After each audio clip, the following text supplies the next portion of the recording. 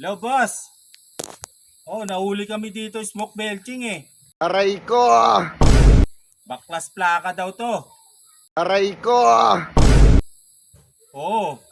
2,000 to, sabagay first offense naman. Aregluhin ko na lang 500. Sana all. Oo, kasi 2,000 to, mas malaki nga bala, tapos baklas plaka pa. Oo, boss. Gusto nyo kausapin? Ay, naku, boss. Teka, susubukan ko kung papayag yung enforcer, ha. Boss, kausapin daw ko yung bossing namin. Ay, boss, ayaw, boss. Kung gusto mo, tuluyan na lang daw nila to. Sige, sige. Yun, bigay ko na, 500, bunuhan ko na. Sige, boss. Yo, ayos. Yun. Ayos. May pangkain na tayo, 500. Galing kay boss.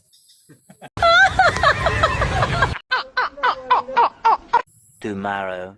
Yun, boss. Nasita na naman ako dito, smoke belching. Second offense na to. What? Oo nga, nareglo yung dati. Kaso, kinukonsider nila second na to. Paano to? Naregluin ko na uli. 4,000 to, boss. What?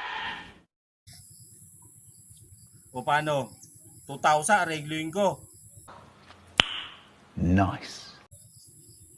Para hindi na mabaklas yung plaka natin, tsaka hindi tayo maabala. Sana all. Kasi babayad pa tayo ng 4,000, tapos maabala pa sa pagtubos.